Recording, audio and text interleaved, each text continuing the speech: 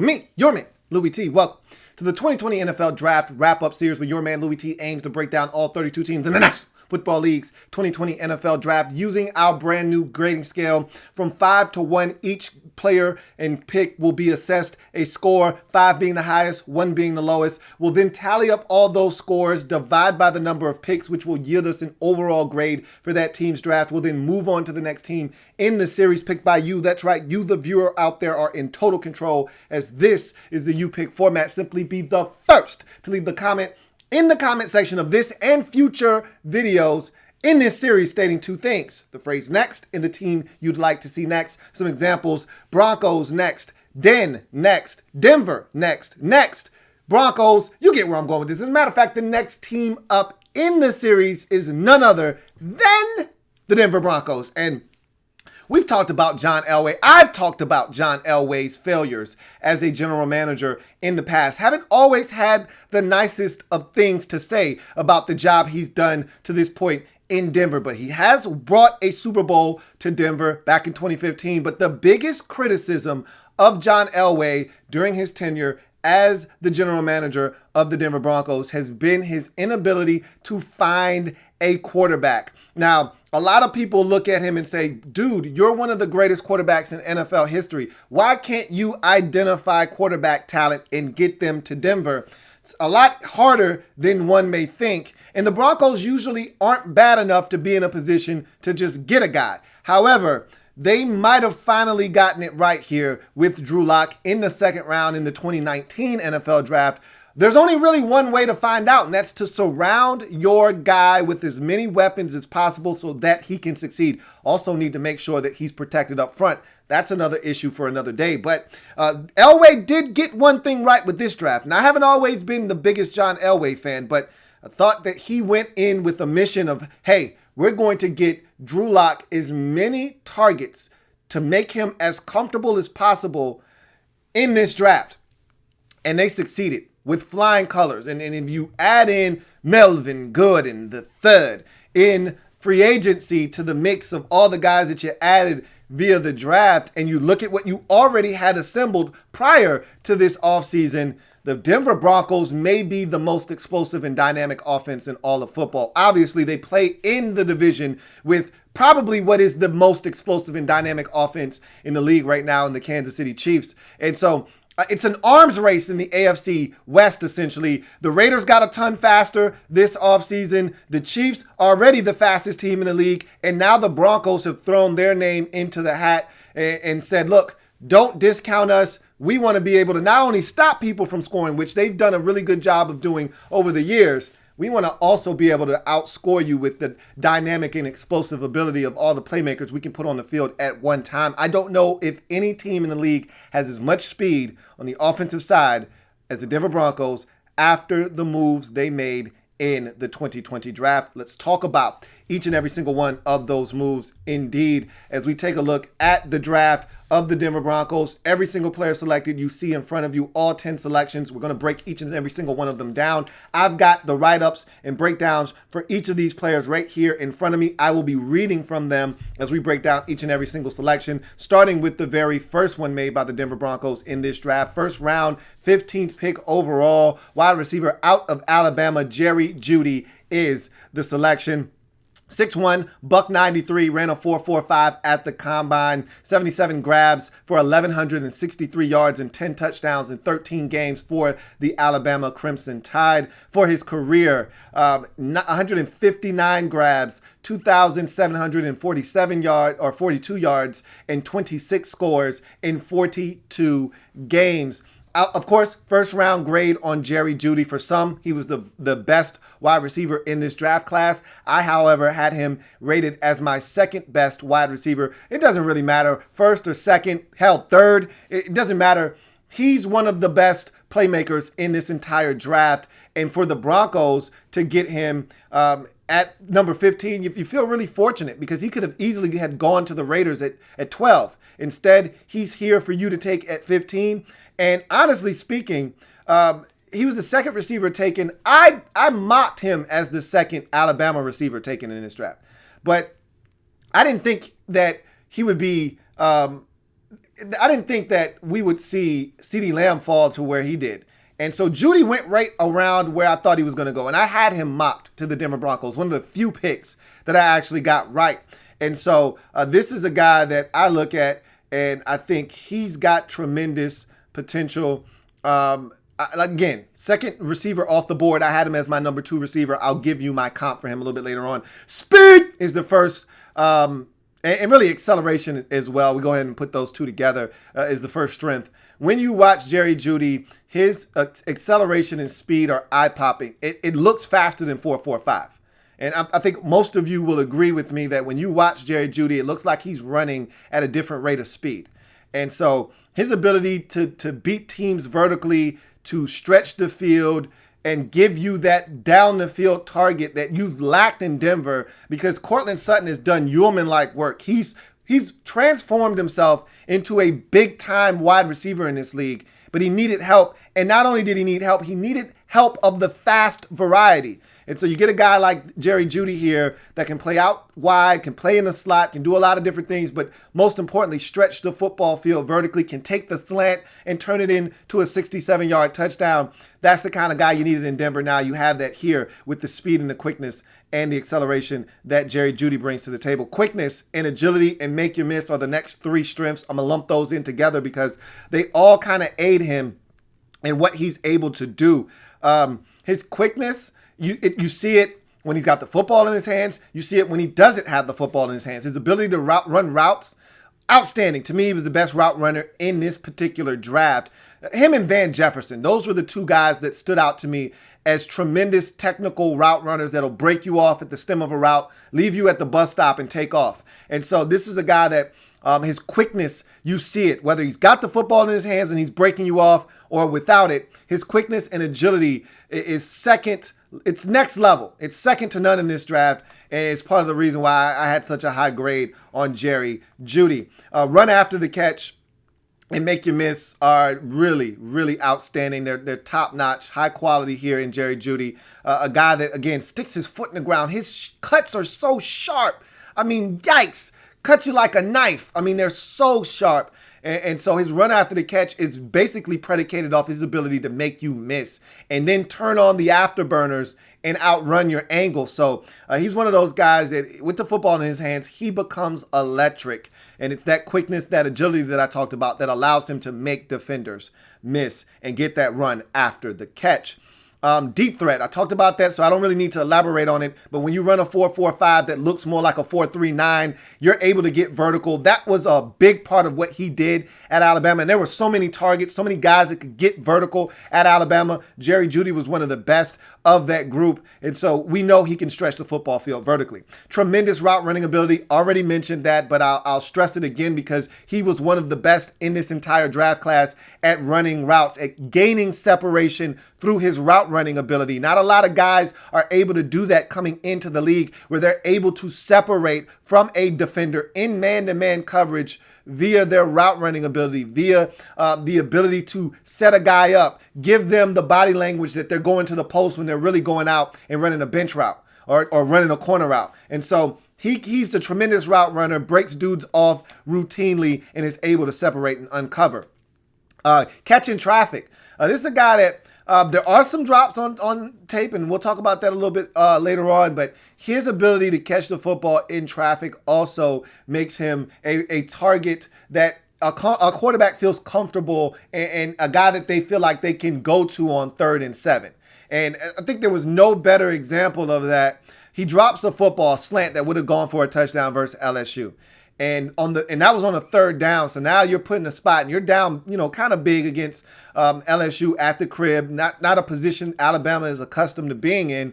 And so you got to go for it on 4th down. Field goal won't really help you here. And they're at about the 4 or 5 yard line, and he drops the slant on 3rd down. And you can tell he's upset at himself. Should have been a touchdown.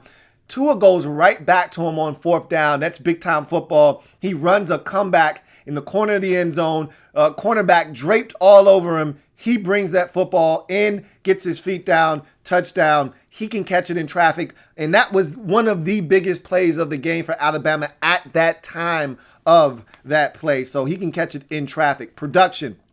I talked about his production. It was lights out in 2019, big time numbers. And same thing in 2018, put up some stellar numbers while at Alabama. And that's something that I think is going to translate to the NFL game. An ability to create separation. I kind of talked about that with his route running ability. He just creates separation. He's a guy that is able to get open. And a wise man once told me there are now 3 ways to separate in this league. There's speed, there's quickness, and then there's size. Well, Jerry Jeudy has 2 of those things, and he has them to the maximum amount allowed. So his ability to separate is uncanny, and that's something that's going to make life a lot easier for Drew Lock or whomever is under center for the Denver Broncos. You go to his weaknesses.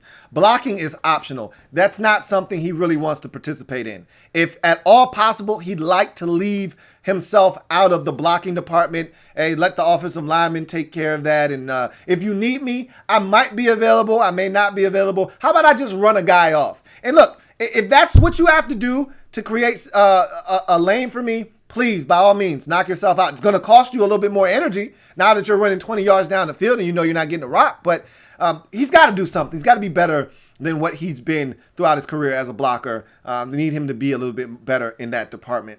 Wire reframe. Saw little to no press coverage in college because of everyone was scared of the speed. I get that. I understand that wholeheartedly. But at the next level, guys aren't threatened by your 4.45 because they run 4.45, because they run 4.39. So they're not afraid of your 4.45.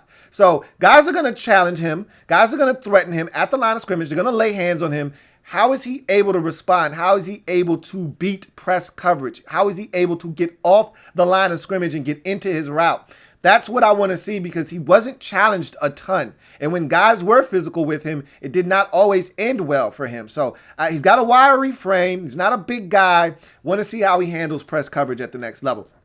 And then concentration drops. And I talked about 2 massive drops against LSU. I talked about one of them, but there were 2 big drops in that game. Another deep ball, Tua throws on the money about 45 yards down the field. It's either a touchdown for Jerry Jeudy or he gets tackled inside the 10, probably more likely inside the 5-yard line. Either way, it was a drop. And now I think they ultimately ended up scoring on that possession, so it didn't kill them, but they would have had more time on the clock at the end of the game when they needed it, had he caught that football and had they been able to get in the end zone a lot sooner. So 2 big drops in that game. Every now and again, there was a drop against Auburn on a comeback, would have picked up a first down.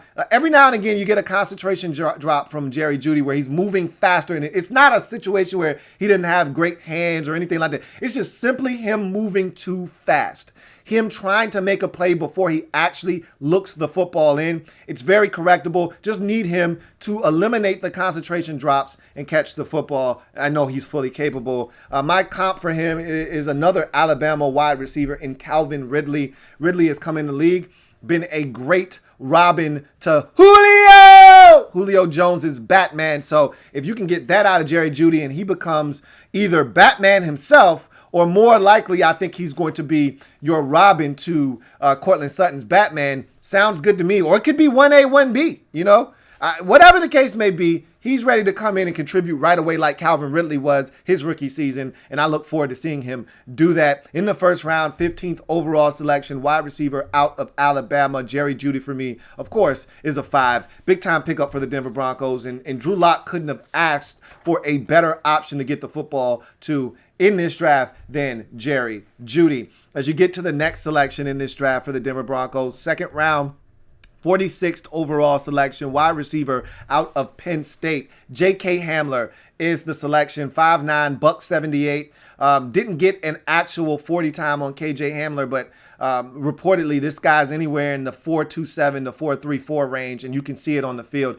I talked about 2 guys in this draft in particular that just look like they're running faster than everyone else, and their speed looks different than everyone else's. It's KJ Hamler and it's Henry Ruggs III.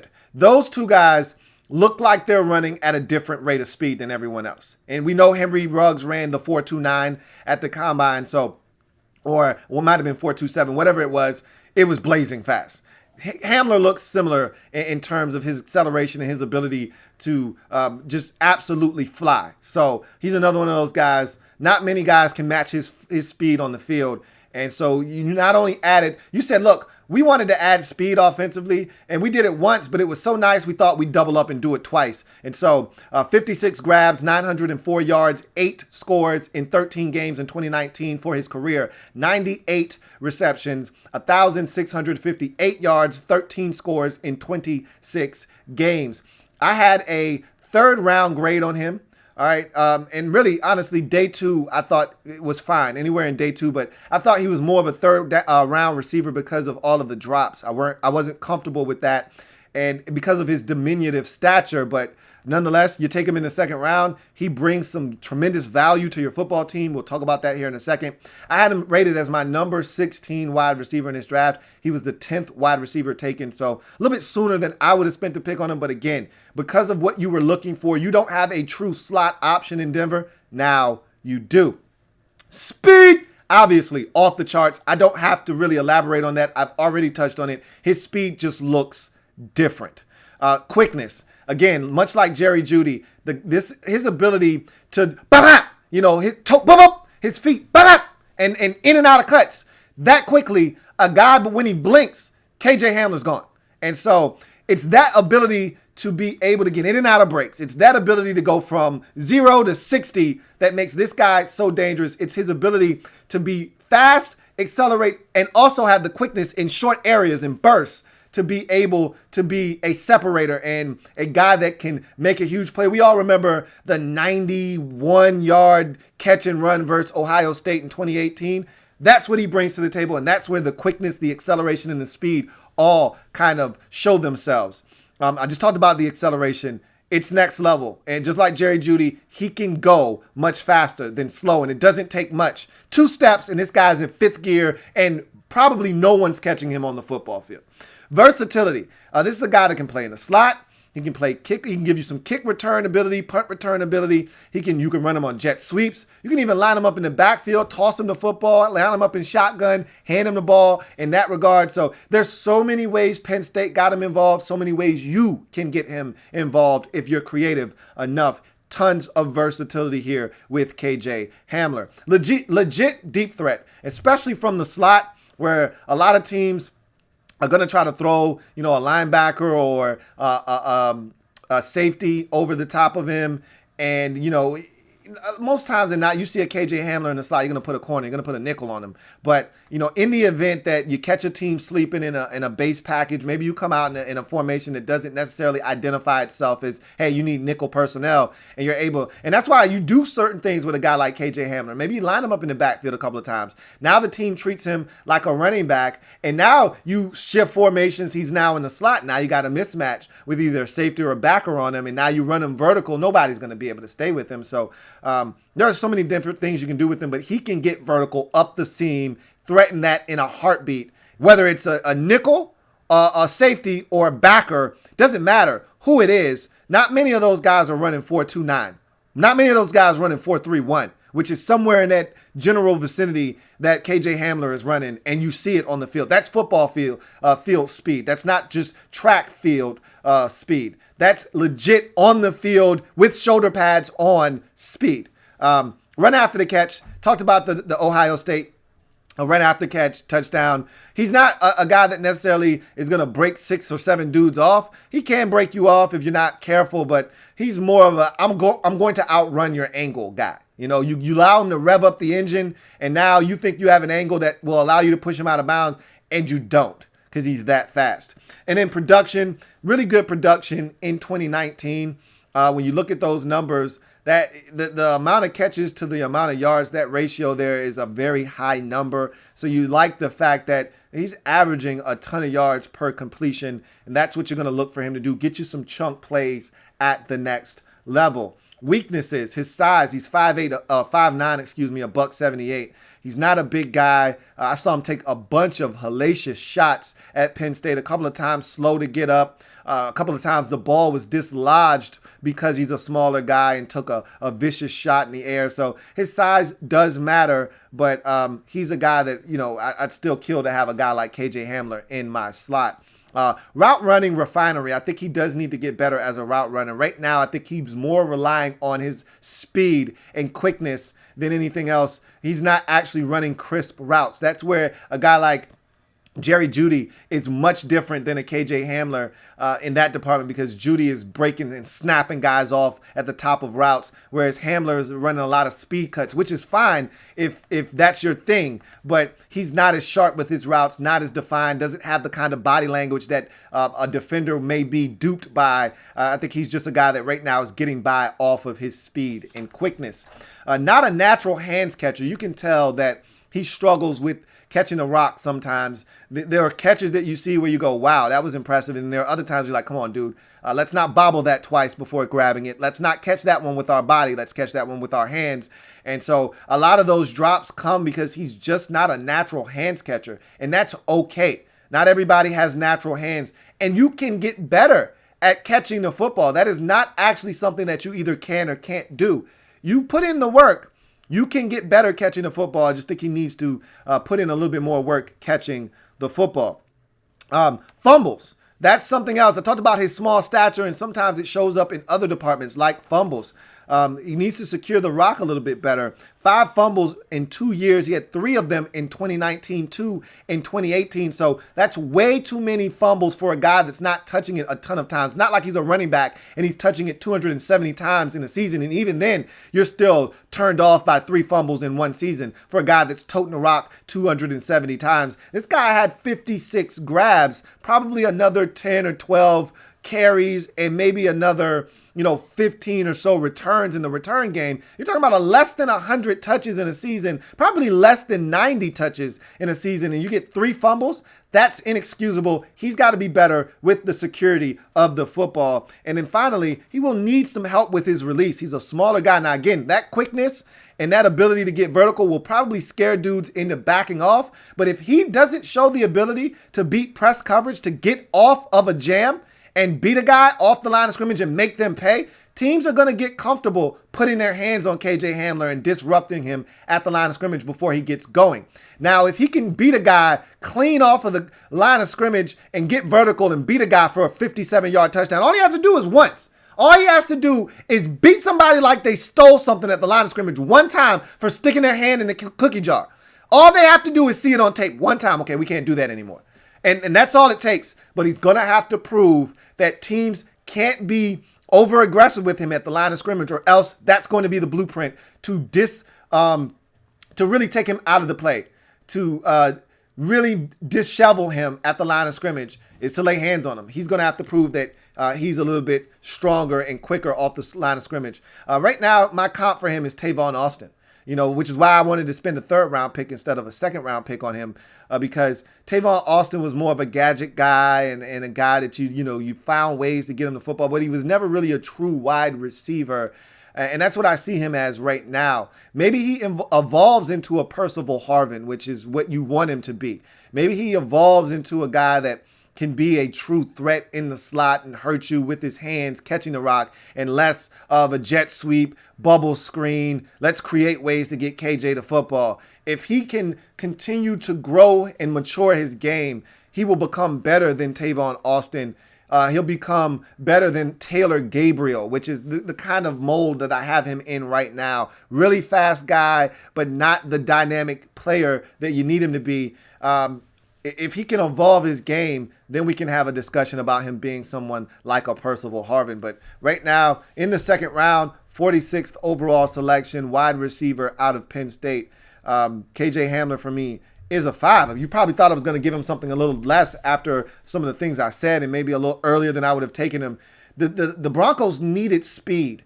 He adds that dimension along with Jerry Jeudy. And not only that, you needed a true slot weapon. Now you have that in KJ Hamler, and not to mention he adds value to your team in other areas such as special teams as well. So I love this selection. Again, Drew Lock has everything he needs, and then you doubled down and got him some more stuff later in the draft, which you didn't really need to do after the selection of Hamler. But again, you really went above and beyond the call of duty to make sure Drew Lock has everything he needs. And so we'll see if he's able to succeed in 2020 and moving forward. We go to the next selection in this draft for the Denver Broncos.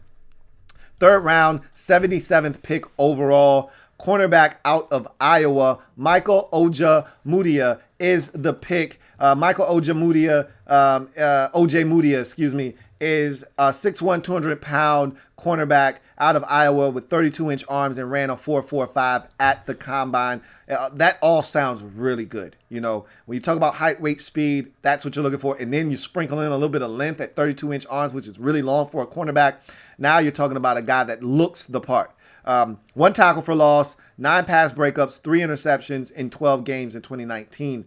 For his career, 1.5 tackle for loss, no sacks, no forced fumbles, 17 pass breakups, 6 INTs in 50 games. I had a 4th round grade on him, so a little bit earlier than I would have taken him. I'll give you my comp for him a little bit later on. But his strengths, height, weight, speed, specimen, as I mentioned at the top of his breakdown, 6'1", premium size for a corner, 200 pounds, right around where you like your corner to be, 32-inch arms. That's the kicker there. That's the icing on the cake. You don't have to have that, but boy, when you get it, it's really good to have. 4.45 to go along with that size and weight. Everything you're looking for, height, weight, speed, specimen, he checks off all the boxes. Good length for the position. I kind of mentioned that.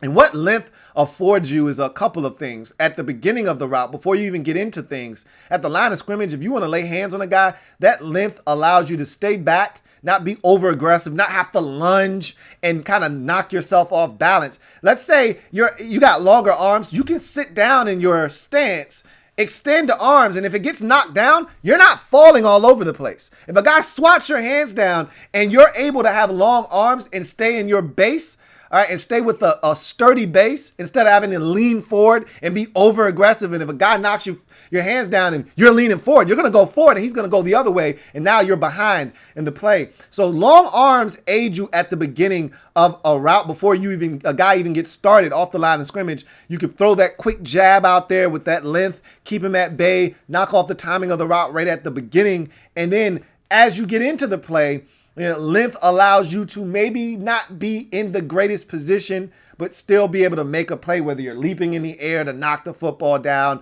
or catching up, using your makeup speed to get back into play and then going and getting the football. That's the thing that has made Dick Sherman so special for years, is that length. Not the fastest guy in the world, but that length. Same thing could be said once upon a time for Nnamdi Asomugha. His length allowed him to get away with some things because he could always feel like I'm in the play because I've got these go-go gadget arms that I can extend.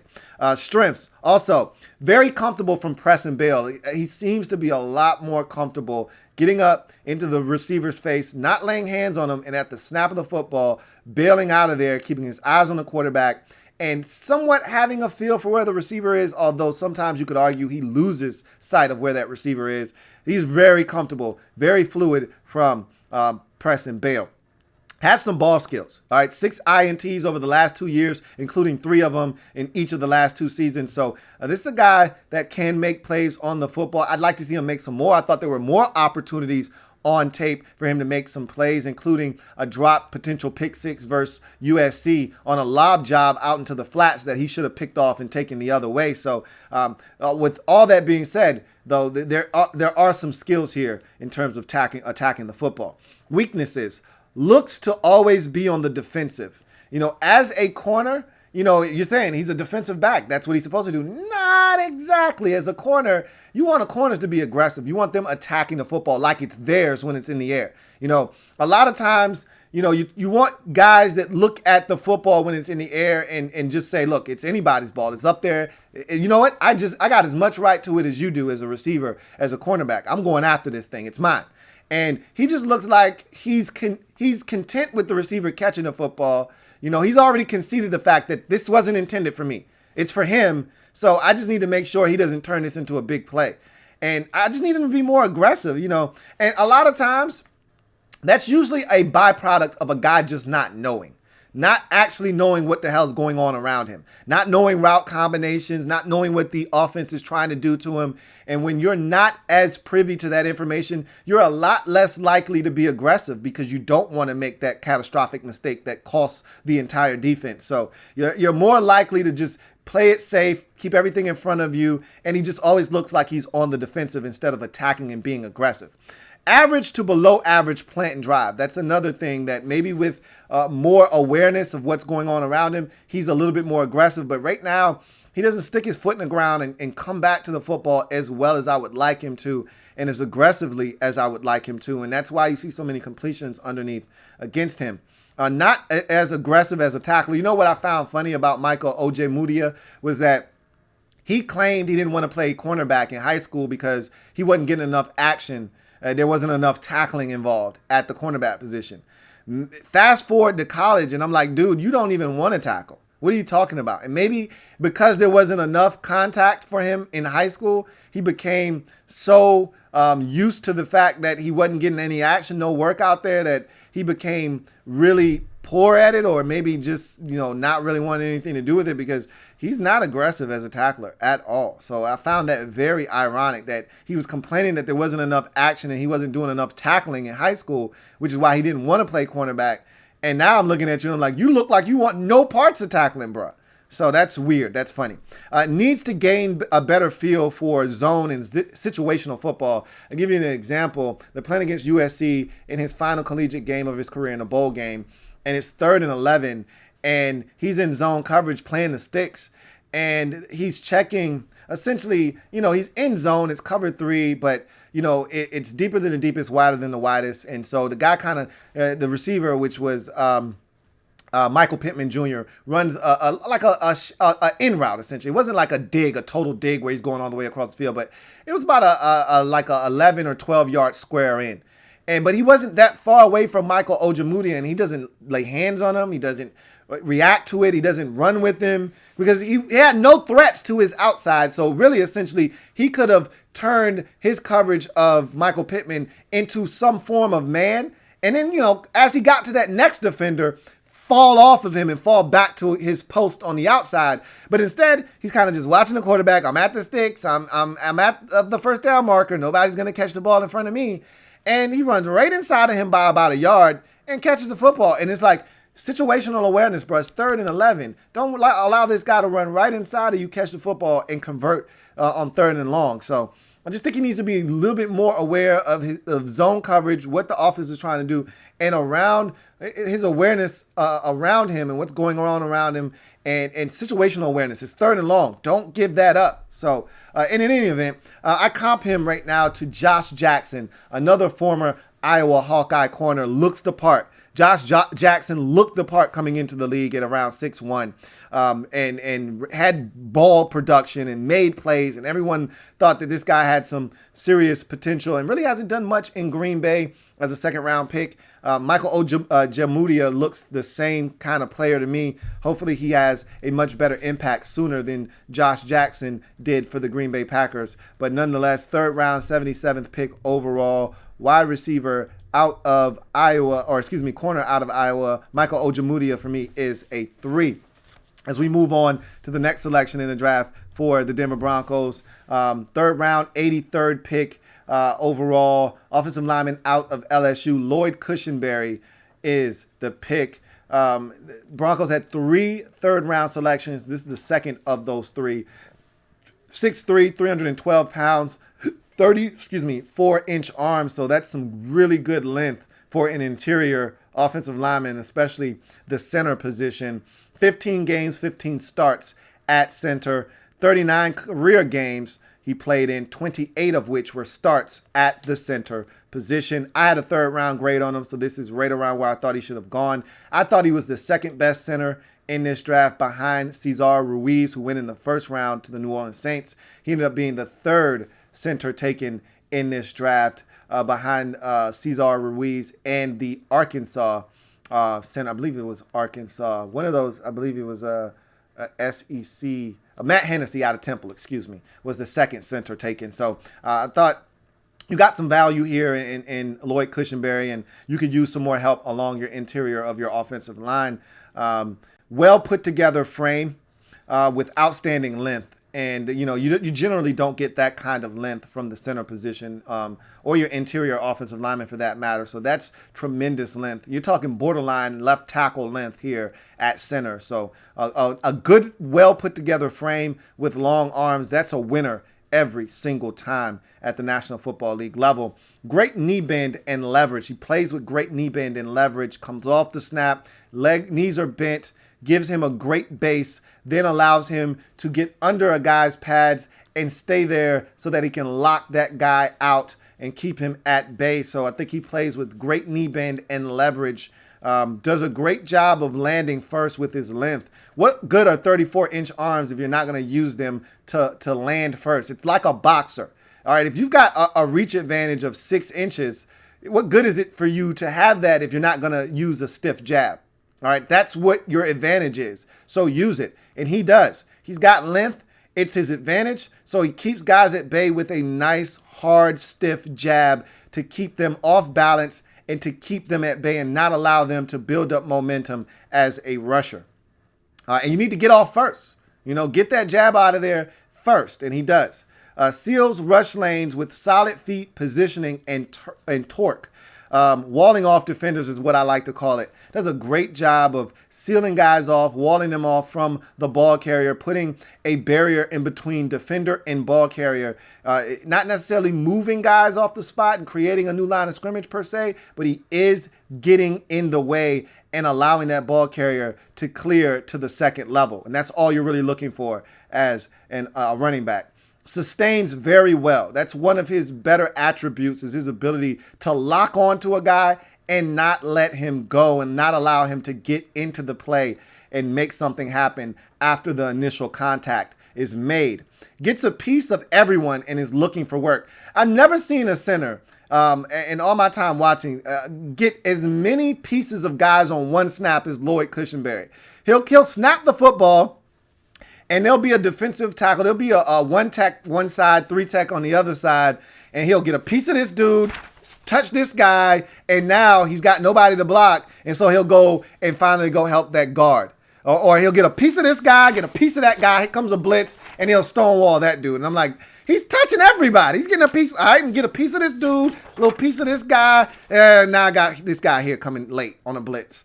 And it's fun to watch, man. He's just getting a piece of everybody. And when work is scarce, when there's nobody to block, he goes and finds someone to block. So he's always looking for work.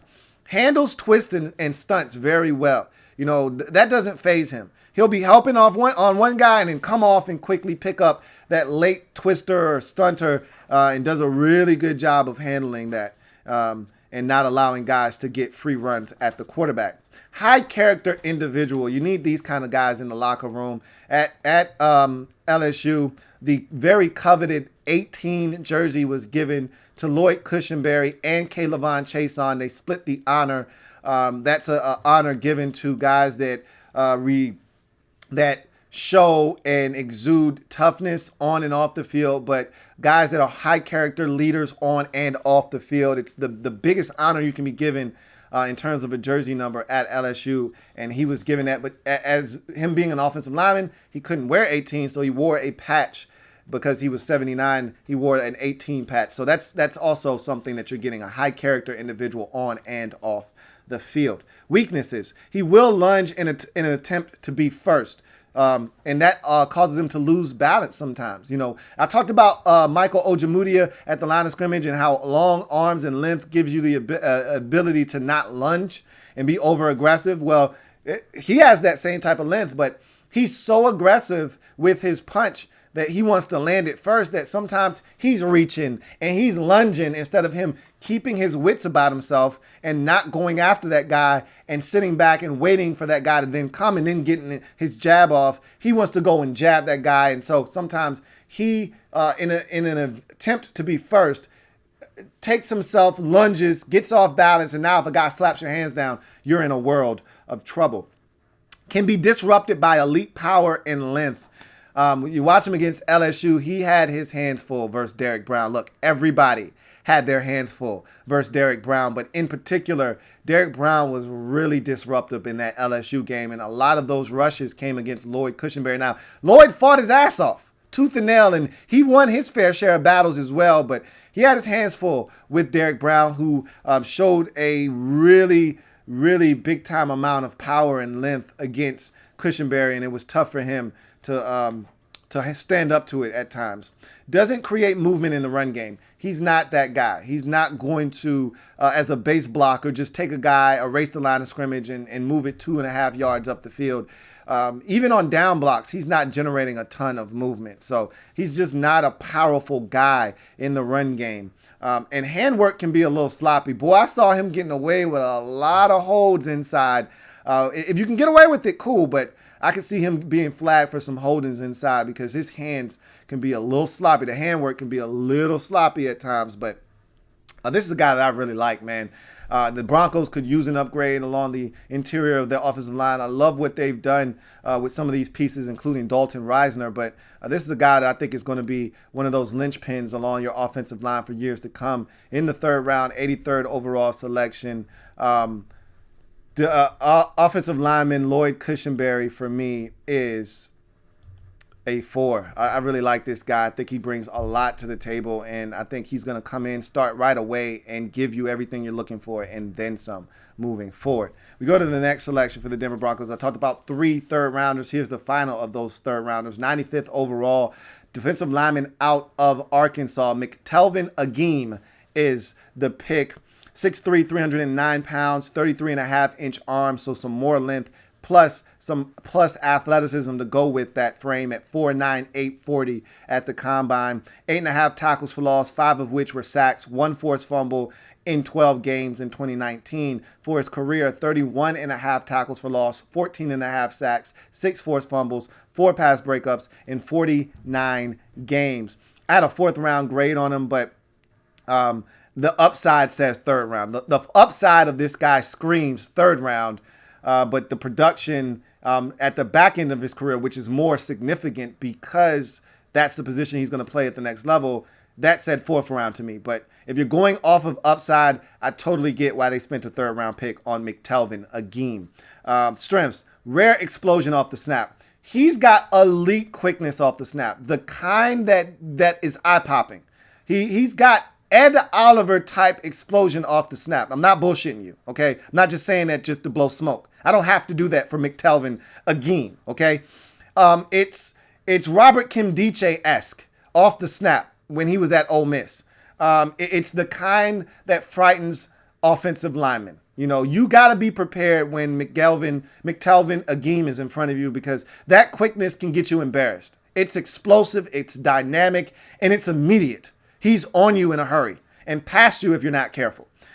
Wicked swim move for instant access to the backfield, and that's a part of the quickness. It's this violent swim coupled with that quickness off the snap, and before you know it, he's one step away from the running back, and the running back doesn't even have a chance to react to what's going on.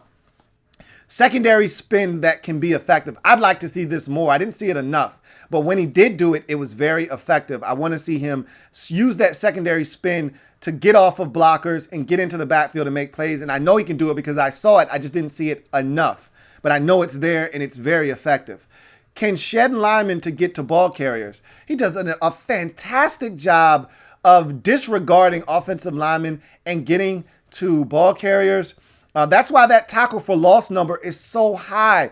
And because a lot of times when you see defensive linemen that have a high tackle for loss rate, that means they probably have a bunch of sacks because a lot of times their tackle for losses are sacks. Well, he's got 17 tackles for loss and 14.5 sacks. So 17 tackles for loss tells you he's doing some work on the other side of the line of scrimmage. And it's because his ability to shed linemen and get to the ball carrier before they get to the line of scrimmage that allows him to do that. Closing speed, that's another reason he's got a bunch of tackles for loss because once he separates from that offensive lineman, he's able to then close the distance between him and the ball carrier before they get that running start. And he's able to get them down on the ground. That closing speed is definitely something that is a big-time trait for him as well. Looks to force the ball out. This is a guy with 6 forced fumbles in his career. So he's not always just satisfied with getting to the ball carrier. It's also a matter of, hey, I want this football out. And so he's also looking to get the ball and pry it free. Nothing wrong with sticking your hands in a cookie jar and seeing if you can't come out with it. Yum, yum, eat 'em up. Yum, yum, eat 'em up sometimes. And then upside. I told you I don't like playing the upside game. Everybody that's drafted should have upside. They should be playing their best football, the best you're going to get out of them. But I only mention upside when it applies at an extreme level, and this is one of those situations. McTelvin Agim was a defensive end for much of his career, and he just got the nod as a defensive tackle. He just made the switch inside, which is why you get a little bit more explosion, which is why you get a guy that has that 4'9", 840, because he came from the defensive end position, kicked inside to defensive tackle, and so you still get some of those characteristics here inside now as a 309-pounder. But one thing's for certain, he still is wet behind the ears. His breath smells like Similac. He's got a long way to go in terms of learning how to play the defensive tackle position. But with everything that I saw, you should be really excited about what this guy could potentially be at the next level if coached up properly. Weaknesses can be canceled by down blocks and double teams. He still has the feel, even though he's bigger and he's a mismatch sometimes inside with his quickness. He's still got that defensive end type of feel to him because he's not able to anchor down and stop guys from uprooting him, especially when he's getting double teamed. You're seeing this guy get dump trucked out of there. I mean, they're bulldozing him out of there and creating a big space for the running back to run up. Doesn't string together moves. Usually if quickness doesn't work, he's done. And that's why I talked about that secondary spin. I want to see more of it. Okay, so you try the quickness, and that quickness is going to scare offensive linemen to open up their hips. Once you get them to open up their hips, now you can spin back inside. You might fall into a tackle for loss or fall into a sack with that. He's got to learn how to string some of these moves together. Right now, it's either quickness or I don't win. And I think he can be better than that, and I think he will as time passes. Loses sight of where the ball is trying to defeat blockers. There are too many times on tape I watch this guy and he's so preoccupied with, I'm going to win with this swim move and his quickness off the snap, that he has no idea where the ball is. He's swim moving to his left, the ball's going to his right, and he's still fighting like hell thinking that the quarterback's got the ball, and the running back's 8 yards up the field and he has no idea what's going on. None whatsoever. He's got to be able to know where the football is at all times. There was another play that was so funny to me. He's fighting his ass off, has no idea where the ball carrier is. Ball carrier runs right by him. I mean, literally, had he turned and stuck his hand out like this, he would have touched the running back. He was that close. He had no idea if that guy was his teammate or was another offensive lineman or it just happened to be the running back. He had no clue. Doesn't know where the football is. Raw and needs to harness quickness to polish it. When I look at him, I say he's got all the tools to be a dominant NFL defensive tackle. That quickness is frightening. If you're an offensive lineman, interior offensive lineman, that's frightening quickness right there. That's scary because of all the things he can do off of that quickness if he learns how to utilize it and manifest it into other moves and things of that nature. He could be a problem up front. But he's OC a lot of times. He's not watching where the ball is. He's too preoccupied with winning with quickness. He runs himself out of gaps, things of that nature. He needs to learn how to harness this, how to make this work for him. And if he does, you could have a problem here in the third round. 95th pick overall. Defensive lineman out of Arkansas. McTelvin Agim for me is a 3.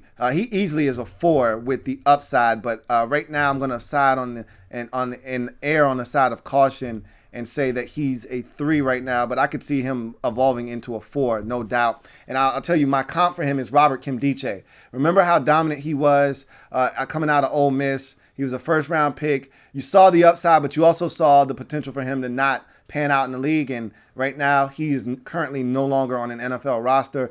McTelvin Agim has that kind of quickness off the snap, that kind of closing speed, that kind of ability. Now it's about getting that out of him here in the third round. You go to the fourth round, 118th overall selection, tight end out of Missouri. Albert Okwuegbunam is the pick, or more affectionately termed and called Alberto. All right. So Alberto, 6'5", 258 pounds, 34-inch arms, 4'4", 940. I talked about them feeling the need to double down. You already had one blazing fast tight end with all the kind of attributes you're looking for. Now you draft another one. here in Albert O. 26 grabs for 306 yards and 6 scores in 9 games in 2019.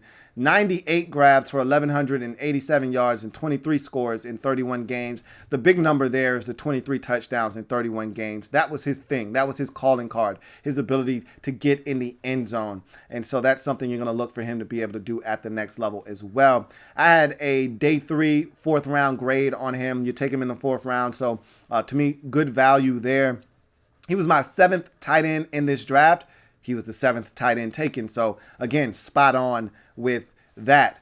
His size is his first strength, 6'5", 260 essentially. That's a big man. That's a big tight end. And with that kind of speed, that usually wins at this level. Massive catch radius. It's got 34-inch arms, okay? So not many places you can put it that he won't be able to go get it. And the beauty here is you're reuniting Drew Lock. Reunited and it feels so good. You're reuniting him with Albert O. And Albert O played some of his best ball with Drew Lock as his quarterback. So these two know each other. Drew knows where he can put the football at, and Albert can go get it. That kind of catch radius, it's rare at the tight end position, and so that's something you want to take advantage of. Speed! You generally don't get tight ends running a sub 4.5.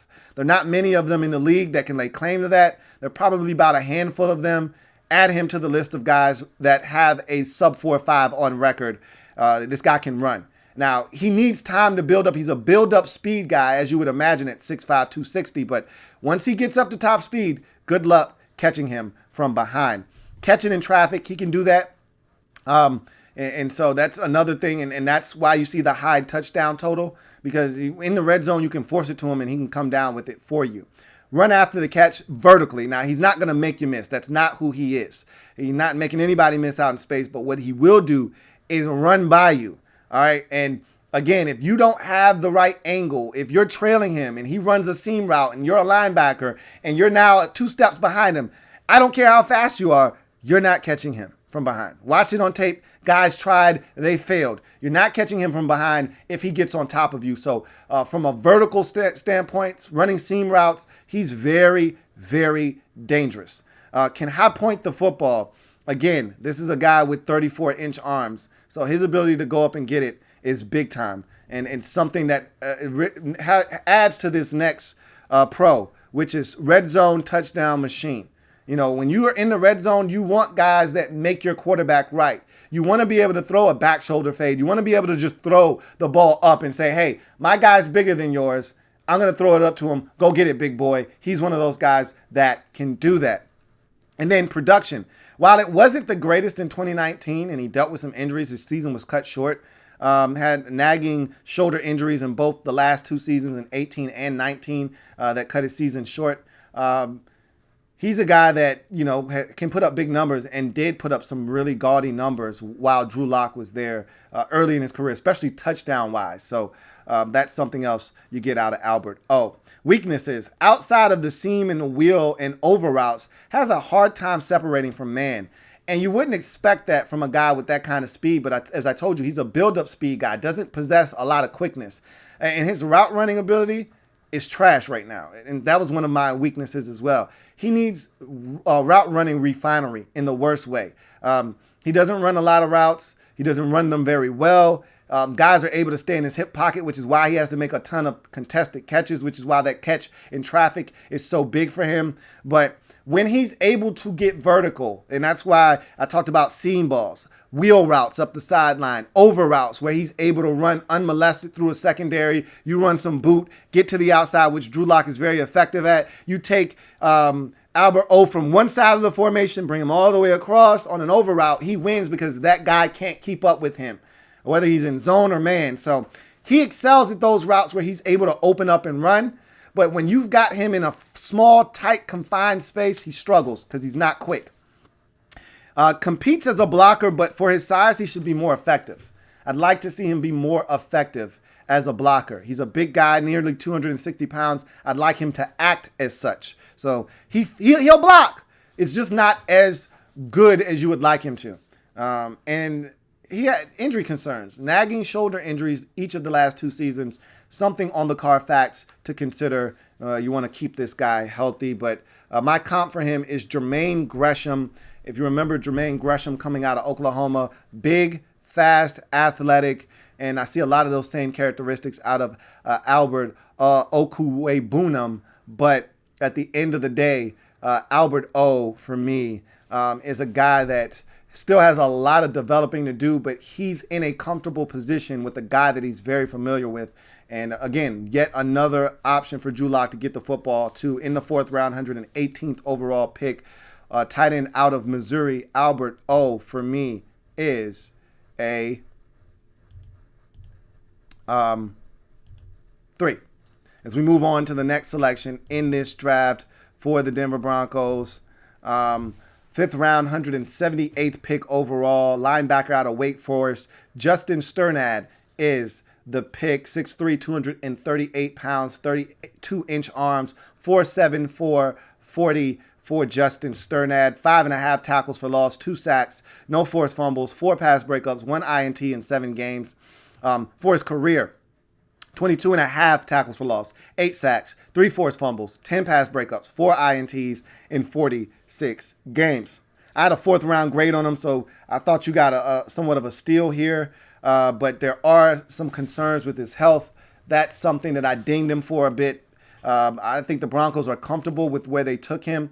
But you know, if I knew he was healthy, this is probably a little bit higher of a grade because of what I think about him and where you got him. But he was my 12th rated linebacker in this draft. You got him as the 17th linebacker selected in this draft. So I thought you got really good value here. Height, weight, speed, specimen, 6'3", damn near 240, and running a 4.74. Now the 4.74 doesn't sound all that great when you look at some of these athletically gifted backers entering the league, but he plays faster than this 4.74 suggests. So I see 4.6 on this guy on the field, and he's a blur at times. So I think he's a little bit faster than this time indicates. When he sees it and he goes, he gets there in a hurry. His closing burst is ridiculous. Now, one of the knocks on him is that he doesn't shoot his gun often enough. He waits. He's too patient. But boy, when he sees it and he diagnoses it and he goes, man, is he a problem or what? Can knife into the backfield. And that's part of the reason why people want him to be a little bit more aggressive, is because when he is aggressive, he's a tough guy to deal with because he's slippery, he's slithery, he's quick, and he closes the distance very quickly. He gets on you fast. So you'd like him to be a little bit more aggressive and beat some of these linemen to the spot. Comfortable in space. He's a fluid, easy mover, man. Gets from point A to point B very effortlessly. And a guy that you trust in coverage as a linebacker because of it. Capable in coverage situations, like I just kind of alluded to that.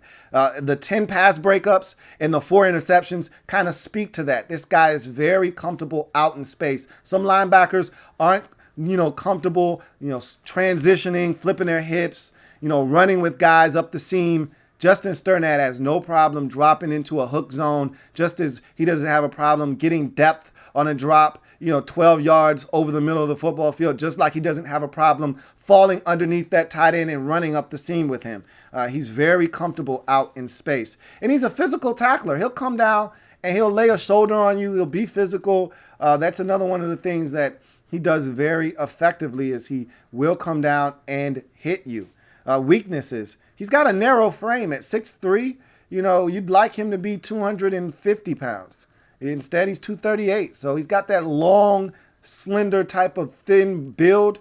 And so he's got a narrow frame. Problems taking on blocks.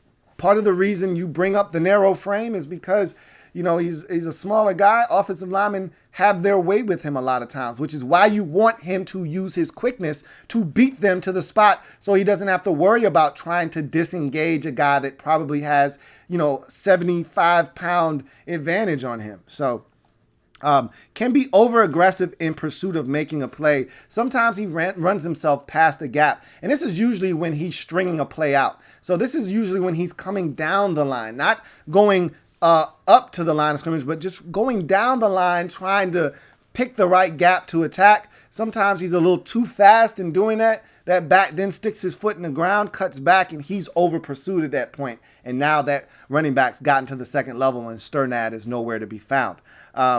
Needs a better understanding of what's happening around him. More likely than not, that's going to be in the passing game. But sometimes in the run game, he needs to be a little bit more aware of what's happening. Look, that guard is pulling. He's coming for you at the second level. Don't let him get to you. Get to him first. Close that gap up. Don't allow that guard to climb to the second level and kick you out. Got to know what's happening. Got to see it before it happens.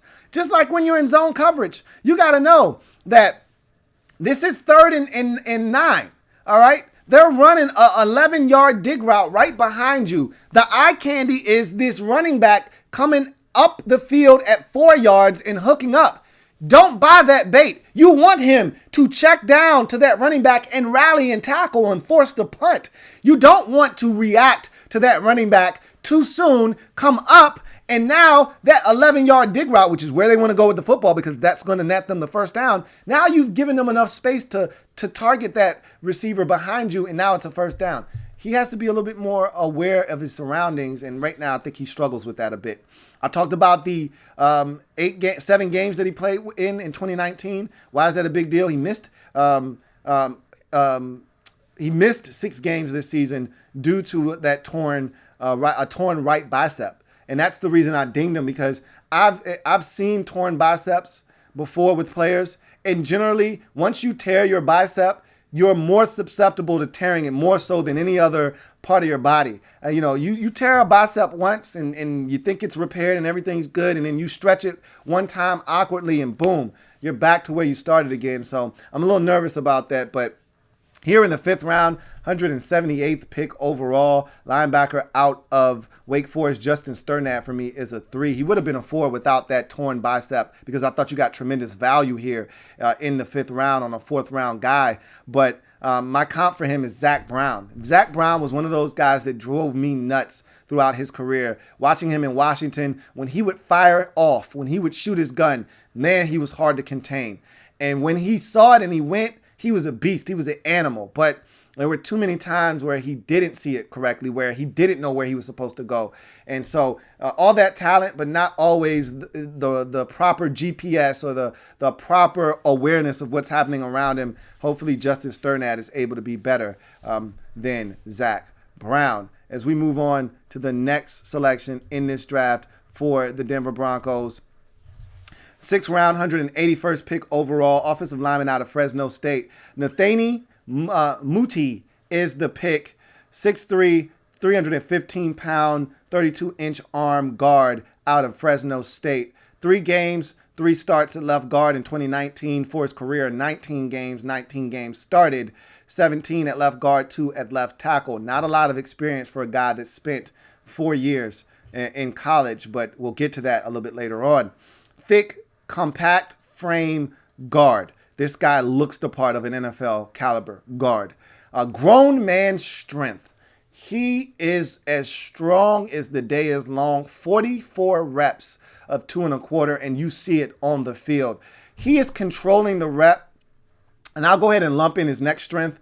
Initial contact jolts defenders. Like when he lays hands on guys, it's problematic. Dudes feel him. And there are times where he's ragdolling guys and just shaking them and controlling the rep. He's a big, strong man. Can anchor verse a bull rush? That's usually not happening against Muti. You're not going to bull rush this guy. Able to generate movement in the run game without help. I talked about him being a physical specimen in upper body strength, 44 reps. You see it in the run game. He's able to take guys against their will and move them and create a new line of scrimmage. And he sustains his blocks very well to add. So there's a lot of things that I know the Denver Broncos saw here at the back end of the draft that they liked, which is why they pulled the trigger on a guy with such a complex past. Weaknesses, limited mobility. He's not a tremendous athlete. That's not something you want to do. The further away you get him from his post at left guard, the less and less effective he becomes. You want to keep him at left guard. You don't want him moving all the way. When he pulls, it's in slow motion, not something you want to ask him to do very often.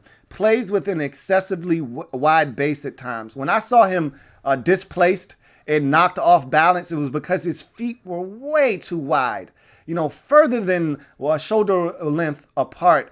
And so that gave guys an opportunity to knock him off kilter and get by him. And, it's just not a good situation for him because he's not athletic enough to rebound after falling behind on a snap. So he needs to make sure his base is intact at all times. A lack of experience. He didn't play a bunch. Why didn't he play a bunch? Injury concerns. This is big time here. An Achilles injury shorted his 2016 season. Then he actually ruptured that Achilles in 2018, which he only played in 2 games that season. And then he had a Liz Frank injury in 2019 that limited him to only 3 games. The only full season that Netane Muti has is 2017. You got to go all the way back to 2017 to see a full season's worth of games for this guy. It's the only season he has where he was able to play all of his team's games. So you're talking about a guy that hasn't been able to stay healthy throughout his collegiate career. Only 19 games started for him in 4 years. So you're talking about a guy that's dealt with a ton of injuries in 16 and 18 and 19. So that's a problem, but this guy's definitely a talent. If you can get him to stay healthy, you have something here. In the 6th round, 181st pick overall, offensive lineman out of Fresno State. Netane Muti is a 3 for me. So as we move on to the next selection in this draft, 7th round, 252nd pick overall, wide receiver out of Florida, Tyrie Cleveland is the pick. And Broncos have 2 picks in this draft remaining, both in the 7th round. Both are within the final 4 selections of the entire draft. So you kind of know what you're getting here back into the draft. 6'2", 209-pound receiver with 33-inch arms, running a 4.46 40. There were 3 Florida receivers taken in the draft, Tyrie Cleveland, the last of which tells you how talented that group was. I talked about one of their guys, Van Jefferson. Jefferson. Also, the Seahawks took the slot receiver from the Gators, and then Tyrie Cleveland is another guy that was taken in this draft. 25 receptions for 351 yards and 1 score in 2019 to go along with 5 kick returns for 124 yards. For his career, 79 grabs for 1,271 yards and 8 scores. In kick returns, 10 of them for 242 yards and no scores in his career. Height, weight, speed specimen, 6'2", 209, 33-inch arms, 4.46 40. Got everything you're looking for in terms of a wide receiver. But for whatever reason, just really never put it together. He was so highly touted out of high school that, there was so much expectations for him at Florida, and he just never lived up to them. Has a burst when in the open field, and man, do you see it. I'm watching him against Florida State, and he almost takes a kickoff to the crib. I mean, he hits the acceleration button, and I'm thinking nobody's going to get him. And the damn kicker of all people just stuck his hand out, got a piece of him, and he went down. We'll talk about that a little bit later on. Solid hands. He's a guy that you can throw it to, and he'll catch it for the most part. Did see 1 or 2 drops on tape, but I saw him dig out a couple low balls and go and get a couple balls up in the air. So he's got solid hands. He can make some plays. Finds the hole in zone coverage. That's the thing I saw on tape that he was most comfortable doing. Wasn't great against man-to-man. We'll talk about that here in a second. But he found holes in zone coverage, sat down, made himself available to the quarterback, caught the football. Above average body control. Like I said, he can go down, dig out a pass, can go up and climb the ladder. Did that very well at Florida. And then special teams value. I talked about him almost taking one to the crib, watching him in a couple of games. Has some ability on special teams if you need that from him. As well. Weaknesses. Takes too long to get into his route. He stutters a bunch, a lot of jumping and stuttering, and then he de-accelerates at the top of his route, which is a dead giveaway to a corner. If you want a corner to jump a route, slow down. Tell him, hey, guy, I'm slowing down because I'm going back to the football. Feel free to join me if you like. You can't do that. Everything's got to be full speed until, boom, you just break down and come back to the football. He didn't do that. Despite his size and speed, he can't separate from defensive backs. Guys are in his hip pocket consistently, and part of that is because he's taking too damn long to get into his route. And so all this stuttering and jumping in the air, and hey, I'm just waiting for you to finish. You done yet? I could sit here and wait for you all day. I have no problems waiting. And then when you try to get in your route, I'm just going to get in your hip pocket and stay there. So he doesn't separate. Even though he's got the size and the speed, he doesn't separate. Lacks adequate contact balance. I talked about the kicker getting him down on that kickoff. You know, he had a catch versus, I want to say it was Virginia in the bowl game, his final collegiate game of his career. And he catches a wide receiver screen, and it was in the air forever. And he finally goes up and plucks it. And he gets the ball, and he turns it up, and he gets some blocks, and he's off to the races, and he's gone. And the last defender that had any chance of stopping him just reaches his hand out, and Tyrie Cleveland goes stumbling all over the place and falls down. And I'm like, dude, that was a 65-yard touchdown. You can't let that guy get you down. But he doesn't have great contact balance. You lay a pinky on him, and he's going down. Doesn't make contested catches. That's the final knock on him, is that, hey, look, if you're not going to separate, well, you got size, bro. You're 6'2", 210. Use your body. He can't make contested catches. If a guy's scraping at his arms, he's just not comfortable in that situation. And so in the 7th round, 252nd pick overall, wide receiver out of Florida, Tyrie Cleveland for me is a 2. I just don't see tremendous value here. I do see a guy that has some measurables and some things that you may be able to take advantage of, especially in the special teams department. And he's a whale of a special teams player, I heard, in terms of a gunner. And those guys are valuable too. But with all the stuff you have at receiver, I don't know if he's able to crack the roster or not. I mean, maybe he's better than Javon Winfrey, a guy you drafted a couple of years ago in the draft. I don't know. We'll see. Anyway, final pick in this draft for the Denver Broncos, 7th round, 254th pick, edge rusher out of North Dakota State. Derek Tuska is the pick. 6'4", 251, 479, 40, 19 tackles for loss, 13.5 tackles, sacks. 1 forced fumble, 5 pass breakups in 15 games for his career, 42 tackles for loss, 29.5 sacks, 3 forced fumbles, 6 pass breakups in 53 games. His strengths, hand usage and savvy. He's a guy that just knows how to get to the quarterback. I don't know if he'll be able to get there as often as he did at North Dakota State, but he's got a beautiful latch and snatch that he uses. And he uses his hands very well in the hand fighting department.